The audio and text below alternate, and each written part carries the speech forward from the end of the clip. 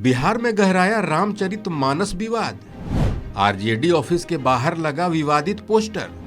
रामचरितमानस पर अब क्या उठे सवाल।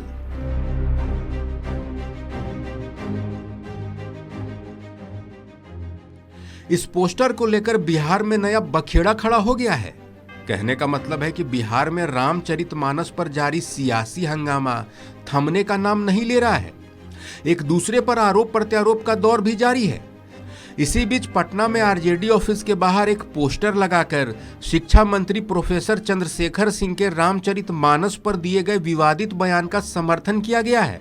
पोस्टर में रामचरितमानस के विभिन्न श्लोकों का वर्णन है।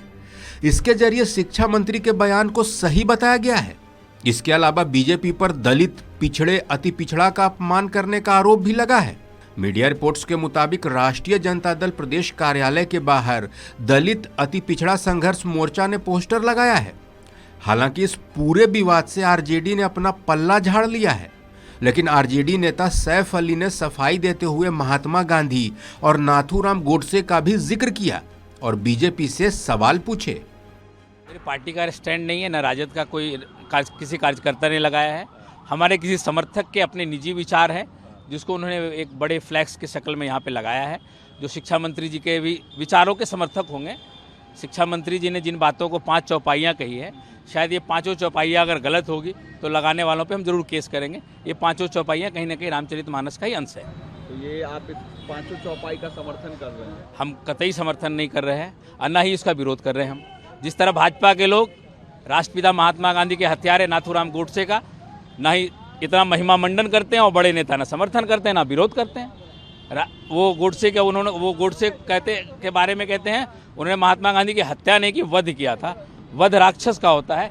उनकी नज़र में अगर महात्मा गांधी राक्षस थे तो अगर ये किसी ने तुलसीदास जी को इस तरह का व्यक्त किया है तो वो भी इसका कंडेम हम नहीं करते हैं। अगर महात्मा गांधी को राक्षस कहने वाले, अगर तुलसीदास को गलत कहने वाले का तो हम भी गलत नहीं कहेंगे। तो आपकी पार्टी का क्या स्टैंड है? मेरी पार्टी का स्टैंड साफ है।